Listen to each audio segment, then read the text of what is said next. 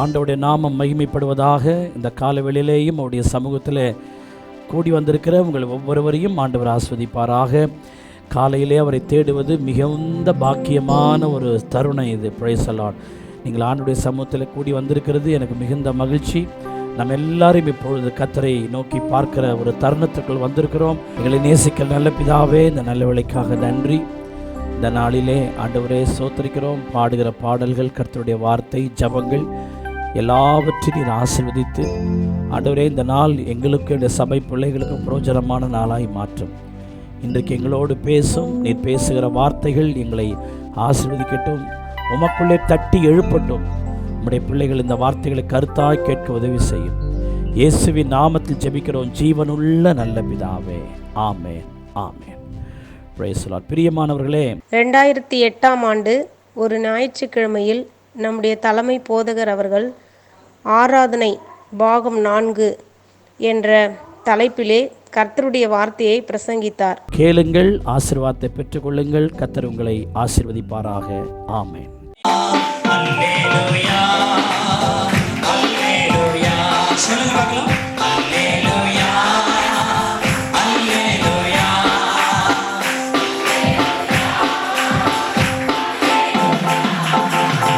Jehovah Shalom, அல்லேலூயா. யெகோவா நிசி, அல்லேலூயா. Jehovah Shalom, அல்லேலூயா. யெகோவா நிசி, அல்லேலூயா. யெகோவா ஈரே, அல்லேலூயா. பரிசுத்த பிதாவே, அல்லேலூயா. யெகோவா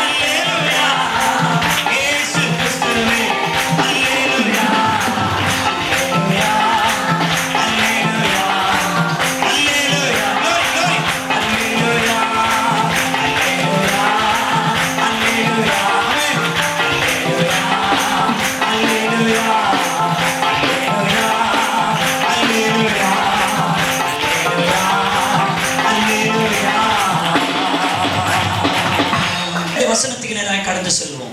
கரங்களை உற்சாகப்படுத்தி ஆண்டவருக்கு துதியை ஆராதனையை குறித்து கடந்த 2 வாரங்களாக உங்களோடு கூட பேசும்படி தேவன் எனக்கு பாரம் கொடுத்தார். இன்றும் ஆராதனையை குறித்தே உங்களோடு பேசும்படி ஏவப்படுகிறேன். பரலோக தேவனிடத்திலிருந்து வார்த்தைகளை சுமந்து வந்திருக்கிறேன். ஆராதனையின் அவசியத்தை ஜனங்களுக்கு அவசியமாய் சொல்ல வேண்டும் என்று ஆண்டவர் எனக்குள்ளே ஒரு அழுத்தமான பாரத்தை வைத்ததினாலே இவைகளை நான் உங்களுக்கு பகிர்ந்து கொள்ளுகிறேன்.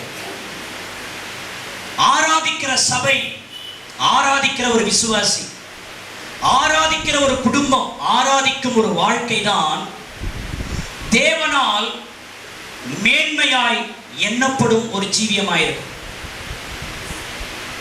ஆராதனை சபைக்கு வருகிறோம். எங்க பிரதர் ஆராதனைக்கு போறீங்க? ஆமா, ஆராதனைக்கு தான் நான் போறேன் என்று வேதத்தை எடுத்துக்கொண்டு ஆராதனைக்கு போகிறோம், ஆராதிக்கிறோம் என்று நாமே சொல்லிக் கொண்டிருக்கிறோம். ஆனால் ஆராதனை செய்ய வேண்டிய பிரகாரமாய் செய்யப்பட வேண்டும். ஆராதனையின் முக்கியம் ஜனங்களுக்கு தெரிய வர வேண்டும். ஆராதனையின் அவசியம் ஜனங்கள் புரிந்து கொள்ள வேண்டும்.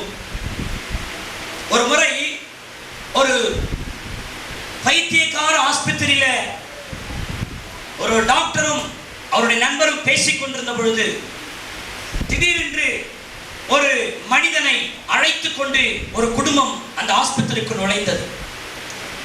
ஐயா, பல மாதங்களாக என்னுடைய பையன் பித்து பிடித்தவனை போல இருக்கிறான். எல்லாரும் சொல்லுகிறார்கள் அவன் பைத்தியம் பிடித்தவனாய் இருக்கக்கூடும், நீங்கள் அந்த பைத்தியக்கார ஆஸ்பத்திரிக்கு கொண்டு போங்கன்னு சொன்னாங்க. அதனால நாங்க கொண்டு வந்திருக்கிறோம். உண்மைக்கு இவன் பைத்தியம் பிடித்தவன் தானா, எங்களுக்கு ஒன்றும் புரியலன்னு சொல்லி அந்த டாக்டர் கேட்டார். அந்த டாக்டர் அப்படியா, இவர் பைத்தியமா இல்லையான்னு நான் இப்போது கண்டுபிடித்து விடுகிறேன் என்று சொல்லி அதற்கான முயற்சிகளை அவர் தொடங்கினார்.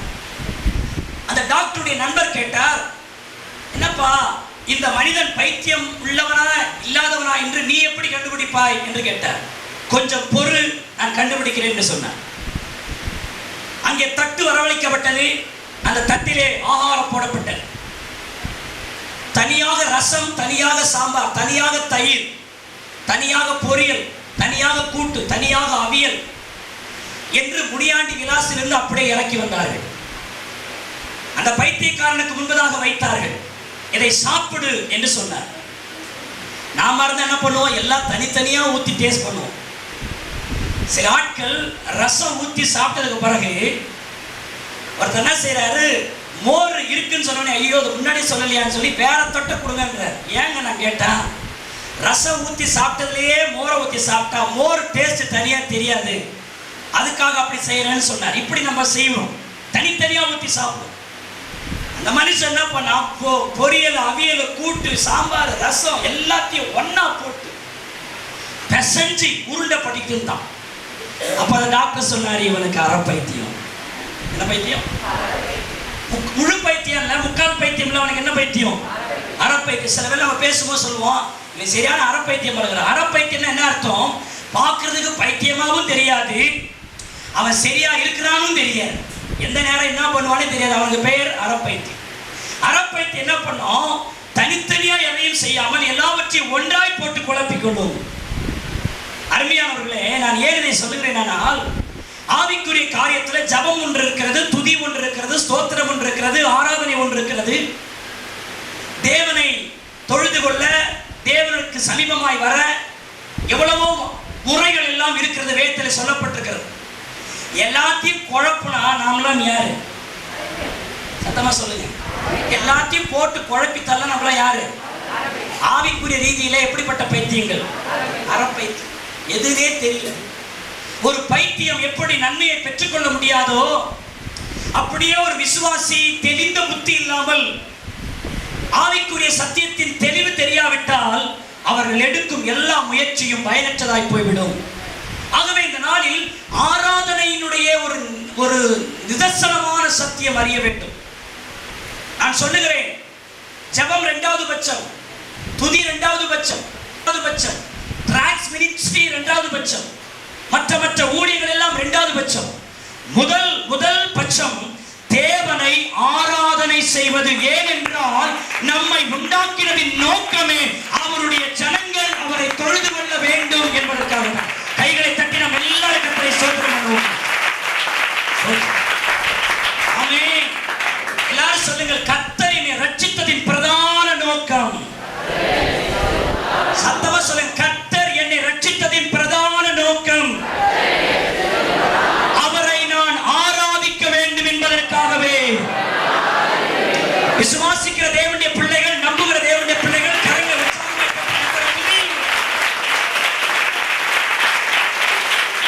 சபையே, you must understanding the word. நீங்கள் பரலோகத்திலே போய் ஜெபிக்க போவதில்லை, டிரான்ஸ் மினிஸ்ட்ரி செய்ய போவதில்லை, பரலோகம் போய் யாருக்காகவோ நீங்கள் மன்றாட போவதில்லை. பரலோகத்திலே நாம் எல்லாரும் செய்யக்கூடிய ஒரு பிரதான ஒரு சேவை, கர்த்தரை பரிசுத்தர் என்று அவரை தொழுது கொள்ள போகிறோம் நித்திய காலமாக. அதான் பிரதானம். அதுக்கு பிறகுதான் அதை சார்ந்துதான் மற்றவர்கள் எல்லாம். ஜெபம், டிரான்ஸ் மினிஸ்ட்ரி எல்லா ஊழியங்களும் அதனுடைய முடிவு எங்கன்னு பார்த்தா ஆராதனை தான். நம்ம ஒருத்தருக்காக ஜெபிக்கிறோம். ஏன் ஜெபிக்கிறோம்னா அவர் ரட்சிக்கப்பட்டு பிறகு அவரும் கர்த்தரை சேர்ந்து ஆராதிக்க தான் நம்ம எல்லாம் முயற்சி எடுக்கிறோம். எப்படி நீங்க கூட்டி கழிச்சு பார்த்தாலும் அங்க வர வேண்டியது ஆராதனை தான். அப்போ முக்கியமான இதையே ஒரு விசுவாசி தெரிந்து கொள்ளாவிட்டால் வேற என்ன காரியம்? நான் சொல்றேன், நீங்க சபைக்கு ரெகுலரா நீங்க வரலாம், நீங்க காணிக்கை கொடுக்கலாம், தசமபாகம் கொடுக்கலாம், அருமையானவர்களை ஓடி ஊழியம் செய்யலாம், இயேசுவை ரட்சிக்கிறார்னு சொல்லலாம். அருமையான தேவனுடைய பிள்ளையே, மற்றவர்களுக்காக நீங்கள் கண்ணீர் விட்டு அழலாம். இது எல்லாம் தொண்டு, ஸ்தோத்திரம். இது எல்லாமே 2வது பட்சம் தான். முதலாவது ஆராதனை. அருமையானவர்களே, வெறும் தொண்டை மாத்திரமே செய்துவிட்டு அவரை ஒருவன் ஆராதிக்காவிட்டால் உன் தொண்டினால் அவர் பிரியப்பட மாட்டார். ஒன்றை சொல்லட்டுமா? ஒரு புருஷன் ஒரு மனைவி எடுத்துக்கொள்ளுங்க. ஒரு புருஷன் மனைவிக்கு ஒரு அருமையான வீட்டை கட்டி கொடுக்கிறார். உயர்தர ஆடைகளை மனைவிக்கு வாங்கி கொடுக்கிறார். வாஷிங் மிஷின்ல இருந்து, கிரைண்டர்ல இருந்து, இன்னும் பாத்திரம் கழுவுகிற மிஷின் வரைக்கும் இன்னும் என்னென்ன நவநாகரீகமான பொருட்கள் இருக்கிற அத்தனையும் வாங்கி கொடுத்திருக்கிறார். 10வதுக்கு உயர்தரமான நல்ல ஒரு காரையும் மனைவிக்கு வாங்கி கொடுத்திருக்கிறார். மனைவிக்கு நல்ல சொகுசை ஏற்படுத்தி கொடுத்திருக்கிறார். ஆனால் கணவனோ அந்த மனைவிடத்துல உரு என்று இருந்து கொண்டு அன்பாய் பேசாமல், ஆதரவாய் பேசாமல் இருந்தால் இவைகள் எல்லாம் அந்த மனைவிக்கு சந்தோஷத்தை கொடுக்க கூடுமோ? ஹலோ சொல்லுங்க. வீடு இருக்கு, பணம் இருக்கு, கார் இருக்கு, எல்லாம் இருக்கு, வீட்டுக்கார மட்டும் எப்படி இருக்கும்? இவைகள் அந்த மனைவியை சந்தோஷப்படுத்தாது அல்லவா? அதே போல மனைவி வாய்க்கு ருசியா சமைச்சு போட்டு துணி எல்லாம் துவைச்சு உட்கார் மூளையில் அப்படின்னா அந்த மனைவியுடைய தொண்டினாலே அந்த புருஷன் மகிழ்ச்சி அடைவாரா? அருமையானவர்களே, கஞ்சி ஊத்தனா கூட ஆதரவான பேச்சும் அன்பான அணுகுமுறையும் இருக்குமானால் அதுவே கணவனும் மனைவிக்குள்ளும் அன்பை உருவாக்கக்கூடியதாக இருக்கு. எல்லாவற்றையும் ஆண்டவருக்காக செய்கிறேன்னு செய்துவிட்டு அவரை அப்பா, பிதாவே, தகப்பனே என்று அவரை நீங்கள் நேரமெடுத்து ஆராதிக்காவிட்டால் நீங்கள் செய்கிறது எதுவும் அவரை மகிழ்ச்சிப்படுத்த. புரிந்து கொள்ள அருமையான தேவனுடைய பிள்ளையே, ஆராதனையுடைய சில வார்த்தைகளை, என்னை பாதித்த சில வார்த்தைகளை நான் சொல்லுகிறேன். What is the worship? ஆராதனை என்பது என்ன? அதை புரிஞ்சுக்கணும் நீங்க. அருமையான தேவனுடைய பிள்ளையே, சங்கீதம் 45:1 பாருங்க. தாவீது ஆராதனையினுடைய ஒரு வார்த்தையை சொல்லுகிறார். என் இதயம் நல்ல விசேஷத்தினால் பொங்குகிறது. அதனாலே நான் ராஜாவை குறித்து பாடுவேன். ஆராதனை என்பது என்ன தெரியுமா? உங்களுடைய இதயம் ராஜாவை பற்றிய நல்ல விஷயங்களினாலே பொங்கி வர வேண்டும். அருமையான தேவனுடைய பிள்ளையே, தேவனை பற்றி உங்கள் முழு உள்ளத்திலிருந்து பீரிட்டு எழுப்புவது ஆராதனை. உங்கள் உள்ளத்திலிருந்து தேவனுடைய நாமம், அவருடைய அதிசயங்களை சொல்லி பொங்கி வழிவதற்கு பெயர்தான் ஆராதனை. கருத்தில் கொள்ளணும். உங்களுடைய அந்த இதயத்திலிருந்து அப்படியே பொங்கி வரணும். சண்டே கிளாஸ் பிள்ளைகளுக்கு சொல்லிக் கொடுப்போம். என்னுள்ளம் தேவன் பால் பொங்கி வழியுதே. உனக்கு போல பொங்கி வருதா? நாங்க சின்ன வயசுல படிக்கும் போது எங்களுக்கு சொல்லுவாங்க, உங்களுக்கு தம் கட்டிங்க, எவ்வளவு நேரம் பொங்கி பொங்கி பொங்கின்னு சொல்ல முடியுமோ அவ்வளவு சொல்லுங்க அப்படின்னு. நாங்களும் சொல்லுவோம். அது வெறும் சண்டே கிளாஸுக்கு மாத்திரமல்ல, அது ஒவ்வொருடைய இருதயமும் தேவனுடைய அந்த அன்பினால் அது பொங்குமானால் அந்த பொங்குதல் ஆராதனை. கைகளை தட்டி கர்த்தரை ஸ்தோத்திரம் பண்ணுவாங்க. ஹல்லேலூயா. ஆராதனை என்பது தேவனுடைய சமூகத்தில் இளைப்பாறும் உள்ளத்திலிருந்து புறப்பட்டு வருகிற உணர்வு ஆராதனை. தேவனுடைய சமூகத்தில் அப்படியே அமர்ந்து ஹல்லேலூயா ஆண்டவரே பா அப்படியே அந்த தேவனுடைய சமூகத்தில் அப்படியே இருந்து கொண்டு அந்த தேவனுடைய சமூகத்தில் அப்படியே அமைதியா இளைப்பாரி அவருடைய அந்த காரியத்தை எல்லாம் நினைத்து நினைத்து நினைத்து நினைத்து நினைத்து அப்படியே உள்ள இருந்து வருது பாருங்க ஆராதனை. இந்த மாதிரியெல்லாம் அனுபவம் இருக்கும். அருமையானவர்களே, சங்கீதத்தின் புஸ்தகம் 26ஆம் சங்கீதம், கர்த்தாவே நான் துதியின் சத்தத்தை தொனிக்க பண்ணி உம்முடைய அதிசயங்கள் எல்லாம் விவரிப்பதற்காக நான் குற்றமில்லாமையினாலே என் கைகளை கழுவி உம்முடைய பீடத்தை சுற்றி வருகிறேன். கொஞ்சம் கவனிக்கும். உம்முடைய அதிசயங்களை எல்லாம் நான் விவரிப்பதற்காக உம்முடைய பீடத்தை நான் சுற்றி வருகிறேன். அந்த பீடத்தை சுற்றி வருகிறதுக்கு பல காரணத்தை தாவீது சொல்றார். முதல்ல சொல்றாரு துதியின் சத்தத்தை தொனிக்க பண்ணுவதற்காக. அதற்கப்புறம் குற்றம் இல்லாமையினாலே என் கைகளை கழுவதற்காக. மூன்றாவது சொல்லுகிறார் உம்முடைய அதிசயங்களை எல்லாம் விவரிப்பதற்காக உம்முடைய பீடத்தை சுற்றி வருகிறேன். ஒரு பாட்டுக்காரன் இப்படி பாடுகிறார், என் மனம் சுத்தி சுத்தி வருதே தானா உண்மை. எப்படி? என் மனம் சுத்தி சுத்தி வருதே உண்மை. அம்மா வாலிப தங்கச்சி, உங்க மனம் யார சுத்துது? வாலிப தம்பி, உங்க மனம் யார சுத்துது? அம்மா ஐயா தேவ சபைக்கு வந்திருக்கிறவர்களே, உங்களுடைய மனம் யாரை சுற்றுகிறது? ஆராதனை என்றால் என்ன தெரியுமா? நீங்கள் தேவ சமூகத்தில் முழங்கால் படியிடும் போது அவருடைய பலிபீடமாகிய தேவனுடைய சமூகத்தை அந்த மனம் சுற்றி சுற்றி வருமானால் அது தேவ ஆராதனை. கைகளை தட்டி கர்த்தரை ஸ்தோத்திரம் பண்ணுவோம். ஹல்லேலூயா. சில வேளையிலே அதிகமாய் நேசிக்கிற பிள்ளைகள் பெற்றோரை நேசிக்கும் போது காலையே சுத்தி சுத்தி வரும். கிச்சனுக்கு போனாலும் காலையே பிடிச்சிக்கிட்டு இருக்கும். டேய் விடுறா, நான் கொஞ்சம் சமையல் பண்ணிட்டு வரேன்னா விட அது காலையே சுத்திட்டு இருக்கு. சில சொல்லுவாங்க, பெருமையா சொல்லுவாங்க, என் பிள்ளை எப்பவுமே என் காலை சுத்திட்டு தான் இருக்கும் அப்படின்னு. அன்பின் மிகுதியினால் அப்படியானால் கர்த்தரை ஒருவன் நேசிக்கும் போது அவனுடைய மனம் அவரையே சுற்றி சுற்றி வரும். இந்த ஆராதனை வேளையில் உங்கள் மனம் அவரை சுற்றி வருகிறதா? யோசித்து பாரு.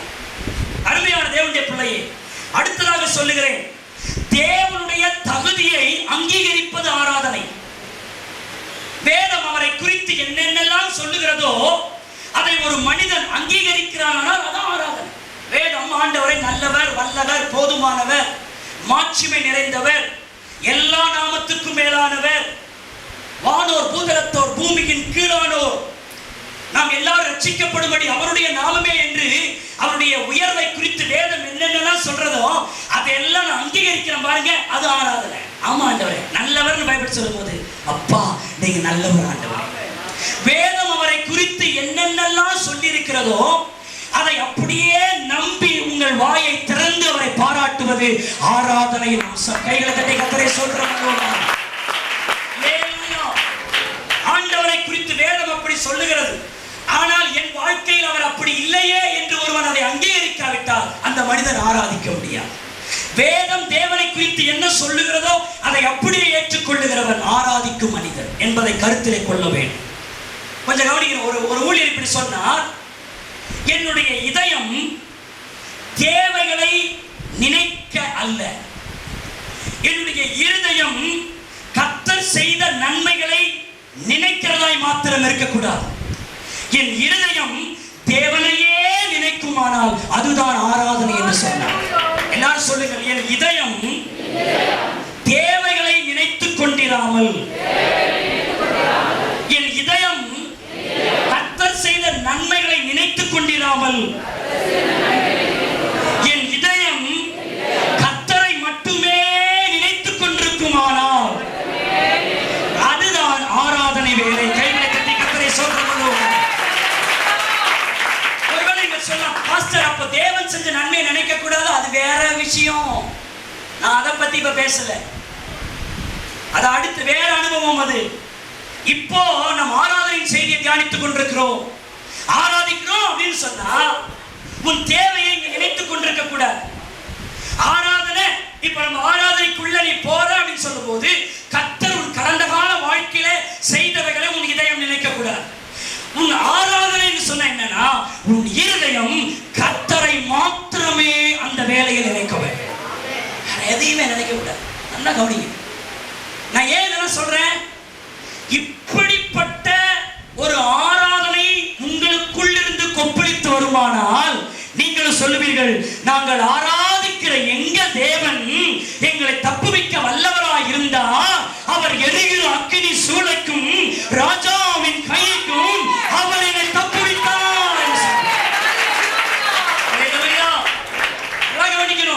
ஆராதிக்கிறவர்களை கர்த்தர் தப்புவிப்பார், ஆராதிக்கிறவர்களை எரிகிற சூளைக்கும் தப்புவிப்பார், ஆராதிக்கிறவர்களை ராஜாவின் கோபத்திற்கும் தப்புவிப்பார், ஆராதிக்கிறவர்களை சிங்க கபியிலிருந்தும் தப்புவிப்பார், ஆராதிக்கிறவர்களை கர்த்தர் உயர்த்துவார், ஆராதிக்கிறவருடைய கட்டு அறுந்து போகும், ஆராதிக்கிறவருடைய தடை அகன்று போகும், ஆராதிக்கிற மனிதன் மேன்மைப்படுத்தப்படுவான், ஆராதிக்கிறவனுக்கு விரோதமாக இருக்கிற அஸ்திபாரங்கள் அதிரும், ஆராதிக்கிறவனை கர்த்தர் விடுதலையாக்குவார். ஆராதனை என்பது ரொம்ப முக்கியம். ஆராதனை ஆராதனை சொல்றோம், ஆனா எல்லாமே ஆராதனை நினைச்சிடக்கூடாது. பாருங்க, அதான் பகுத்து பேசுறேன், திரும்ப திரும்ப உங்களை அன்பா கேட்கிறேன். ஆராதனையின் பல்லவிகளை வரிசைப்படுத்துங்க. உடைய பாட்டு புஸ்தகத்துல ஒழுங்கு கிரமமா எடுங்க. துதி பாடல தனி ஆக்குங்க, கல்வாரி பாடல தனி ஆக்குங்க. தயவு செய்து உங்களுடைய வீட்டில் அப்படிப்பட்ட ஒரு ஸ்தோத்திரிக்கிறோம் ஒரு அட்டவணையை அமைத்துக் கொள்ளுங்க. ஒவ்வொரு எந்தெந்த இடத்துல என்னென்ன பாடலை பாட வேண்டும். அருமையான தேவனுடைய பிள்ளை, ஆராதனை என்று சொல்லி வந்துவிட்டால் அவர் யார் என்று விவரிக்கிற பாடல்கள், அவருடைய மாட்சிமை விவரிக்கிற பாடல்கள், அந்த நேரத்தில் அதுதான் செய்யணும். அதுக்கு பேர் தான் ஆராதனை. ஆரம்பத்தில் நம்ம எல்லாரும் துதிக்கிறோம், ஆண்டவர் செய்த நன்மையெல்லாம் நினைக்கிறேன். இதெல்லாம் எதுக்கு நினைக்கிறேன்னா ஆராதனைக்குள்ள போகிறதுக்காக தான் நம்ம வைக்கிறோமே ஒழிய பிரதான ஆராதனை தான். அப்ப துதி செலுத்துறது தப்பு இல்லை, ஆனா துதியிலேயே முடிச்சிடக்கூடாது நம்ம ஆராதனை. அதை கடந்து தேவனுடைய அந்த அன்பின் பிரசனத்துக்குள்ள போகணும். அப்படியே மனதுருகி கர்த்தரை ஆராதி. இப்படி சொல்றேன் கவனிங்க. ஒரு மனிதன் ரட்சிப்பு பெறும் பொழுது அவன் கர்த்தரால் இழுக்கப்படுகிறான். கொஞ்சம் கவனிக்கணும். ஒரு மனிதன் பாவத்தை அவன் உணர்ந்து நான் பாவி என்று தன் பாவத்தை அறிக்கை செய்து பிதா குமாரன் பரிசுத்தாவி நாமத்தினாலே ஞானஸ்தானம் எடுத்து தேவ சபையின் அங்கமாய் மாறி அவன் தேவனுடைய சபைக்கு கொடர்ந்து வந்து கொண்டிருக்கிறானால் அவன் தேவனால் இழுக்கப்பட்டு விட்டான் அர்த்தம். பைபிள் சொல்லுகிறது, பிதா ஒருவனை இழுத்து கொள்ளாவிட்டால் தானாய் ஒருவனும் தேவனிடத்தில் வரான். அப்ப எல்லாரும் நீங்க நம்புறீங்களா? ரட்சிக்கப்பட்ட நாம் எல்லாரும் தேவனால் இழுக்கப்பட்டோம். கைகளை தட்டி கர்த்தரை ஸ்தோத்திரம். ஆமென். அல்லேலூயா. ஒரு சிலர் சாராயத்துக்குள்ள நுழைஞ்சு கிடந்தாங்க. ஏன் இழுத்தார்னு சொல்றேன். ஒரு சிலவங்க சினிமாவுக்குள்ள கிடந்தாங்க, ஒரு சிலவங்க பீடிக்குள்ள கிடந்தாங்க, ஒரு சிலவங்க சிகரெட்டுக்குள்ள கிடந்தாங்க, ஒரு சிலவங்க அசுத்தமான பாவத்துக்குள்ள கிடந்தாங்க. ஒரு சேர போல உள்ள சொருகிட்டு இருந்தோம். அவருடைய பலத்த கரம் அங்கிருந்து நம்ம இழுத்து அவரிடமாய் நம்மை சமீபிக்க பண்ணிச்சு. கைதட்டி கர்த்தரை ஸ்தோத்திரம். முன்பு நான் தூரமா இருந்தேன், இப்பொழுது அவருடைய பாச கரம் என்னை அவரிடமாய் இழுத்தது என்று சொல்லுகிறவர்கள் ஆமென் அல்லேலூயா என்று சொல்லி கைகளை சோதனை பண்ணுங்க. விசுவாசிக்கிறீங்களா? நான் தூரமாய் இருந்த என்னை அவர் ரட்சிப்பு அவர் பக்கமாய் என்னை இழுத்தது. ஆமென். அல்லேலூயா. அப்படியானால் ஒரு மனிதன் ரட்சிக்கப்படும் போது அவன் தேவனால் இழுக்கப்பட்டவன். ஆனால் அதே தேவனுடைய பிள்ளை அவ்வுழங்கால் படியிட்டு அல்லது நின்று தன் கைகளை உயர்த்தி வானத்தையும் பூமியை உருவாக்கின ஆண்டவரை அவரை மாத்திரமே நினைச்சு நல்லவரே வல்லவரே போதுமானவரே நீர் எவ்வளவு இன்பமானவர் என்று சொல்லி ஒரு தேவ விசுவாசி கர்த்தரை ஆராதிக்கும் போது இணைக்கப்பட்ட விசுவாசி ஆராதனையினால் பிணைக்கப்படுவான். கைகளை தட்டி கர்த்தரை ஸ்தோத்திரம் பண்ணுவான். எல்லாரும் என்னோட சத்தமா சொல்லுவீங்களா? நான் ரட்சிக்கப்பட்ட பொழுது, சத்தமா சொல்லுங்க, நான் ரட்சிக்கப்பட்ட பொழுது தேவனால் இழுக்கப்பட்டேன். ஆனால் நான் ஆராதனை செய்யும் பொழுது நான் இழுக்கப்பட்டவனாய் மாத்திரமல்ல அவரோடு பிணைக்கப்படுகிறவனாய் மாறிவிடுகிறேன்.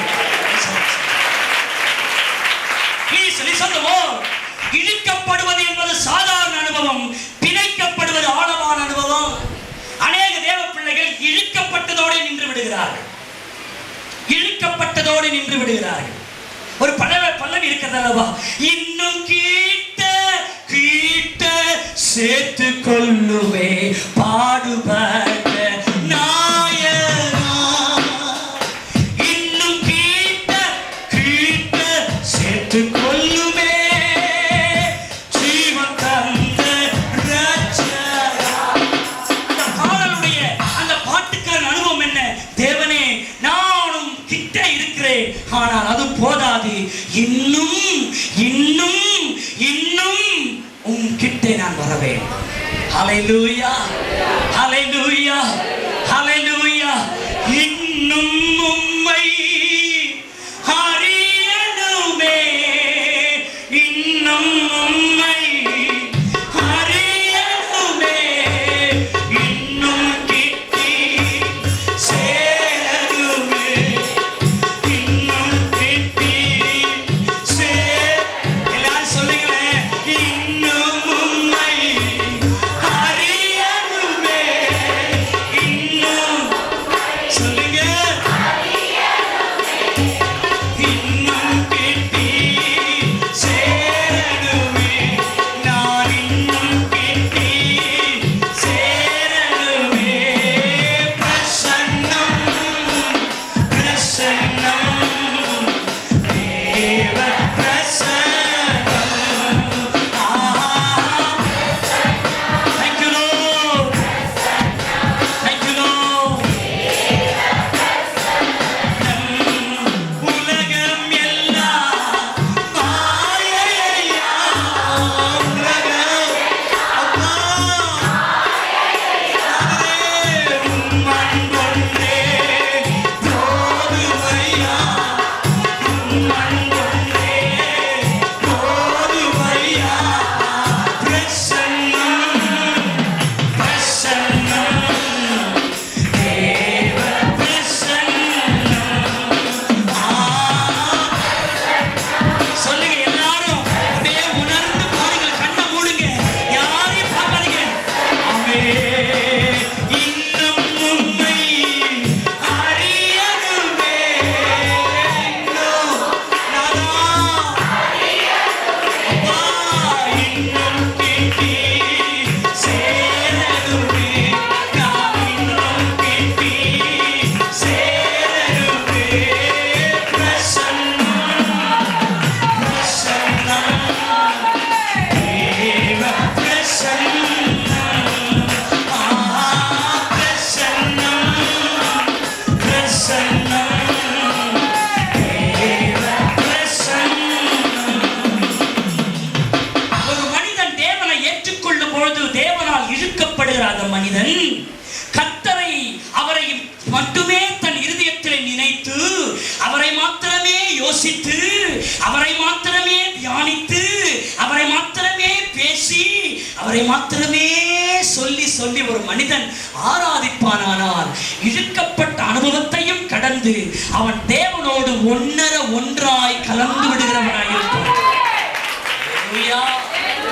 பிறகு அவர்கள் அவனையும் தேவனையும் பிரிக்க முடியாது. அவன் ஆராதித்துக் கொண்டே இருப்பான். வேதம் சொல்லுகிறது, உம்முடைய நேசம் திராட்சரசத்தை பார்க்கிலும் இன்பம். அந்த திராட்சரசம் ஒரு மனிதனை திக்கு முக்காடி செய்து விடுகிறது. அந்த அன்பை நினைக்கும் போது வேற யாருமே உங்க கண்ணுக்கு தெரியக்கூடாது. அப்படிப்பட்ட ஒரு பிரிப்பரேஷன் உங்களுக்கு இருக்க வேண்டும். ஆண்டவரை மாத்திரமே நினைக்கிறேன். திரும்ப திரும்ப சொல்றேன், நம்ம இங்க யாரு ஆராதனை நடத்தினாலும் சரி, புரிந்து கொள்ள வேண்டிய விஷயம், ஆராதனை பாட தயவு செய்து பிரித்துக் கொள்ளுங்கள். அதற்கு முன்னதாக நீங்கள் தெரியாமல் ஆராதனை பாடல்களிலே துதிப்பாடலை நீங்கள் இணைத்திருப்பீர்கள், அதை மாற்றுங்கள். ஸ்தோத்திரிக்கிறோம். ஆராதிக்கிற இங்கே யாராவது பாட்டு பாடி ஆராதிக்கிறவர்கள் முன்பதாகவே ஜெபித்து ஆயத்தம் செய்து வர வேண்டும். அதே போல சபையிலே தேவ பிள்ளைகள் ஆராதிக்க உன் வீட்டிலிருந்து புறப்படும் போதே ஆராதனை குறித்தே முன்னிறுத்திக் கொண்டே ரோட்டெல்லாம் வர வேண்டும். இன்று நான் கர்த்தருடைய சமூகத்துக்கு போக போகிறேன், எப்படியாயினும் அந்த ஆராதனை பிரசனத்துக்குள் நான் நுழைய வேண்டும், அவரை நான் நினைக்க வேண்டும், அவரை மாத்திரமே நினைக்க வேண்டும் என்று சொல்லி அந்த நினைப்போடே உங்கள் வீட்டை விட்டு நீங்கள் புறப்பட வேண்டும். ஆகவேத்தான் வேதம் சொல்லுகிறது, தேவனுடைய ஆலயத்துக்கு போகும்போதே உன் நடையை நீ காத்துக்கொள்ள வேண்டும்.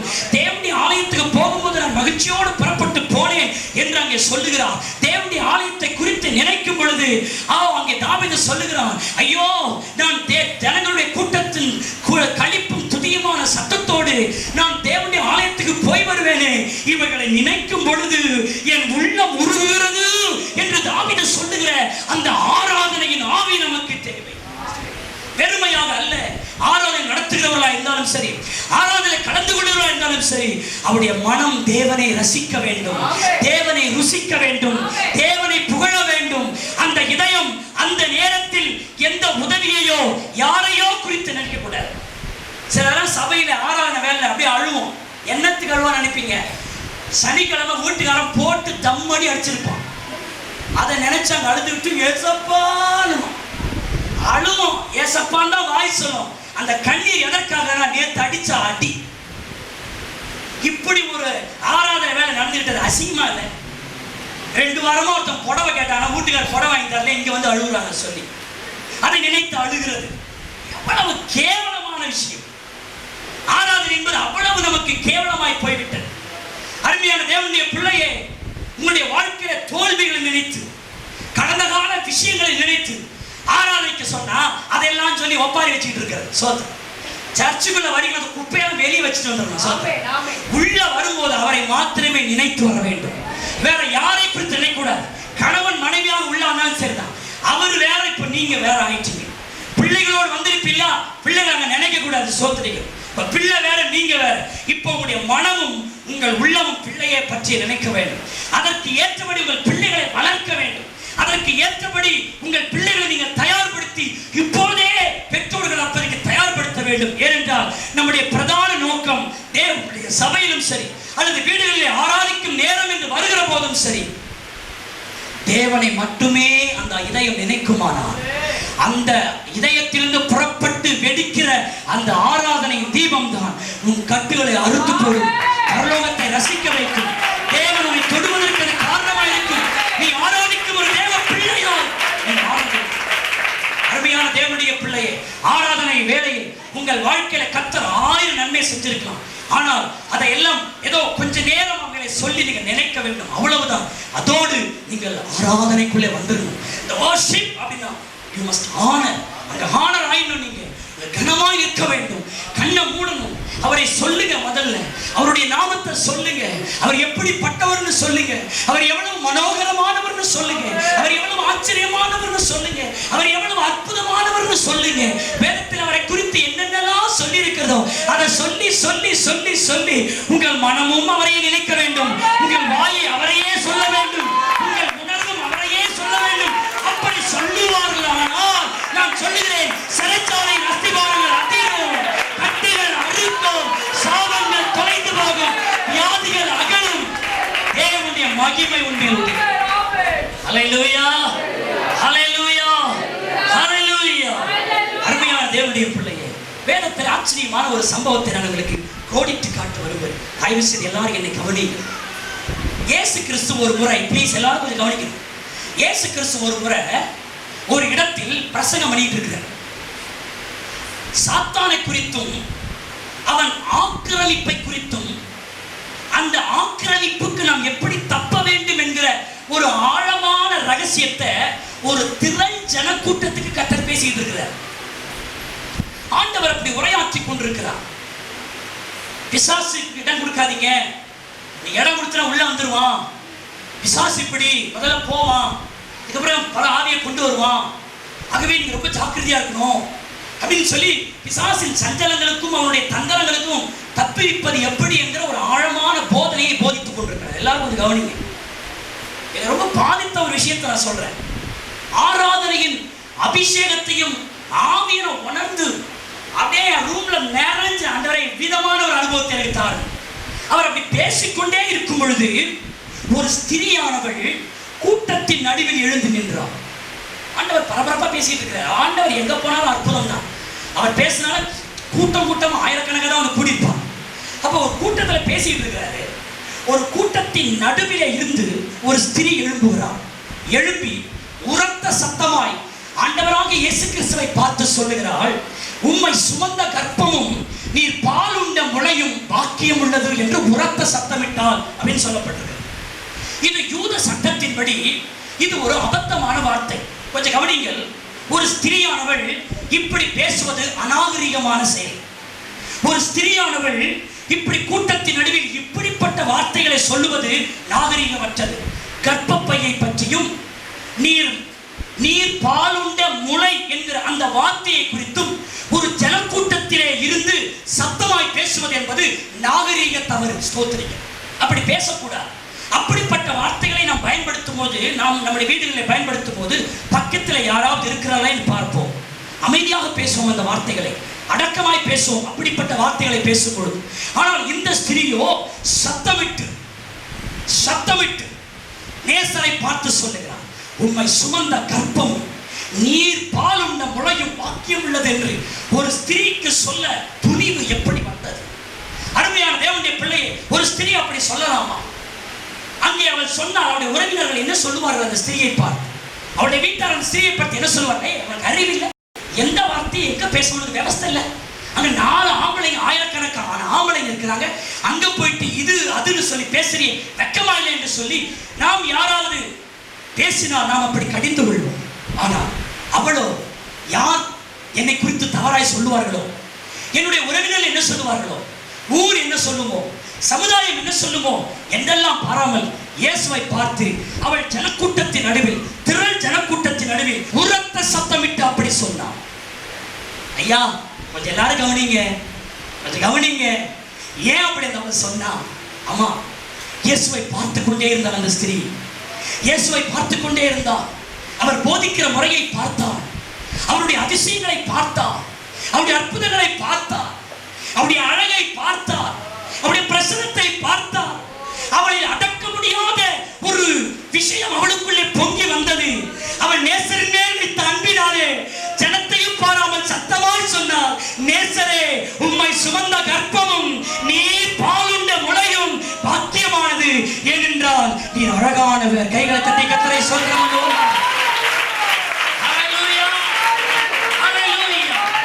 அருமையான தேவனுடைய பிள்ளையே, ஒரு மனிதன் தேவனுடைய ஞானத்தை பார்க்கும் பொழுது, தேவனுடைய மகத்துவத்தை தியானிக்கும் பொழுது, எந்த மனிதனுடைய உள்ளமும் இப்படிப்பட்ட ஒரு பிரம்மை கொண்டே ஆகும்.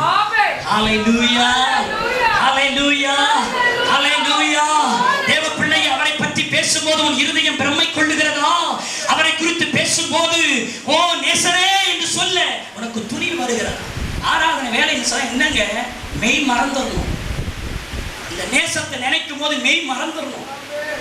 அந்த திராட்சை ரசத்தை குடிச்சவன் ஒரு வித மயக்கத்தில் இருப்பது போல, அந்த தெய்வீகத்தை நினைக்கும் பொழுது, அது ஒரு திராட்சை ரசமா அது உள்ள இறங்கும் போது அவனுடைய உதடுகள் உளர ஆரம்பிக்கும், தேவனை பற்றி பிதற்ற ஆரம்பிக்கும். ஓடி நல்லவர். யார் சிஸ்டர்னா கூட அவங்களுக்கு தெரியாது, பிரதர்னா கூட தெரியாது.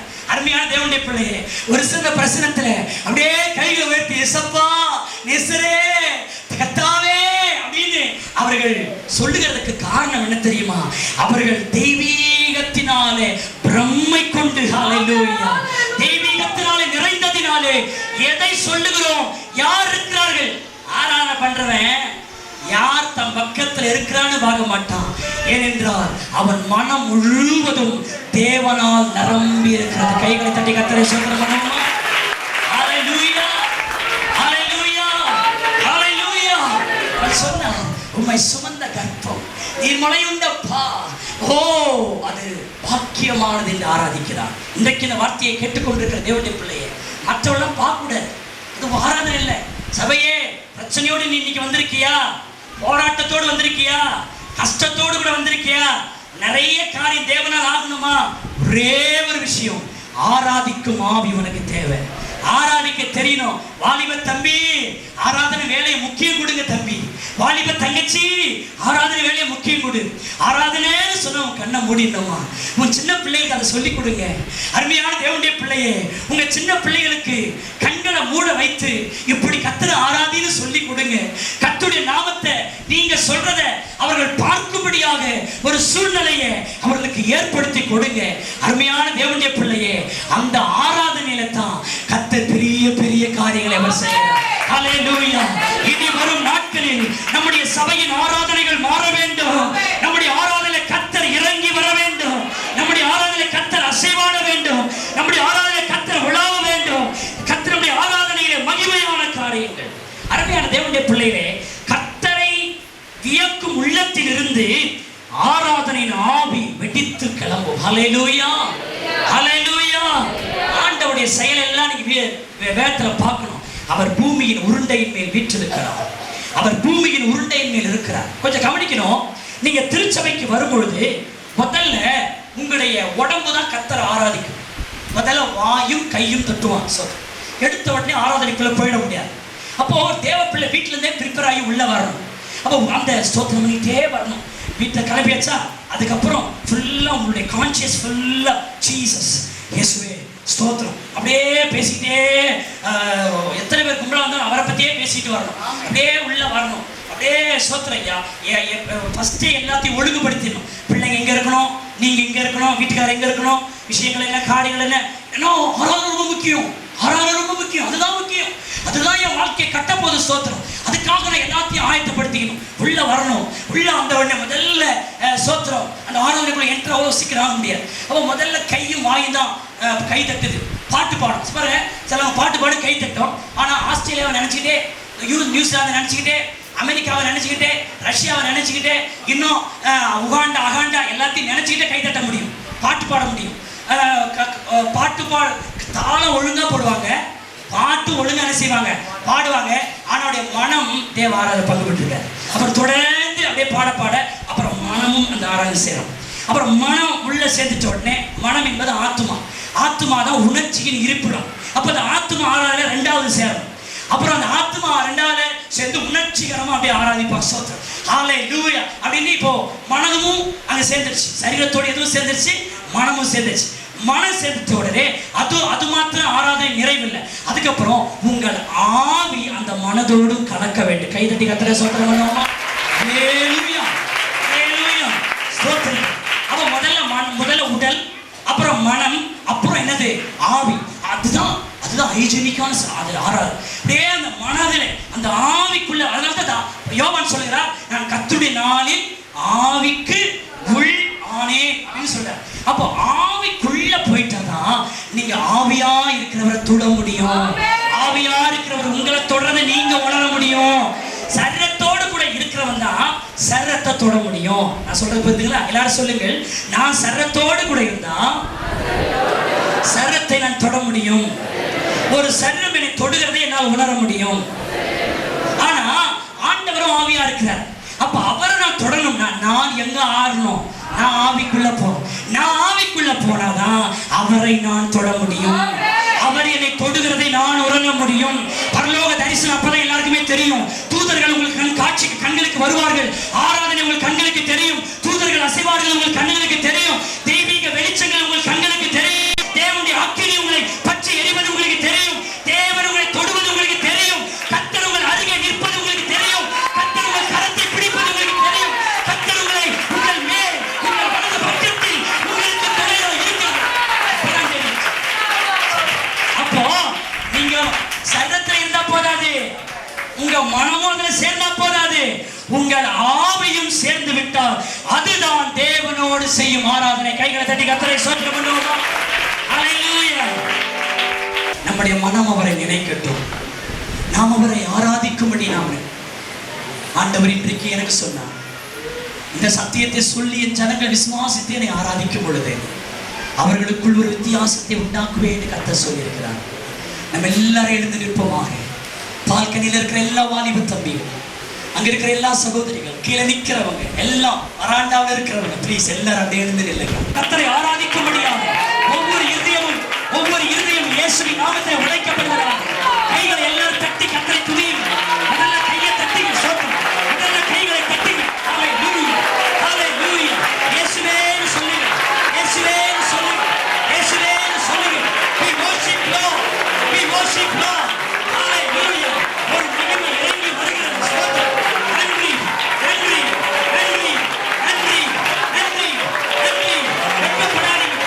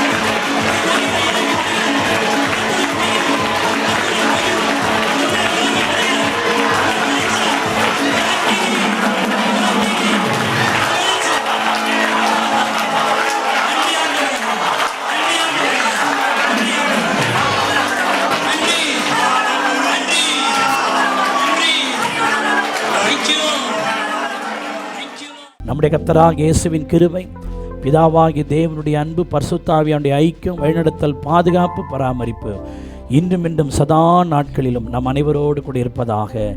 ஆமென். எல்லாரும் சேர்ந்து சொல்லுவோம். என் ஆத்துமாவே கர்த்தரை சோத்தரி, என் முழு உள்ளமே அவருடைய பரிசுத்த நாமத்தை சோத்தரி.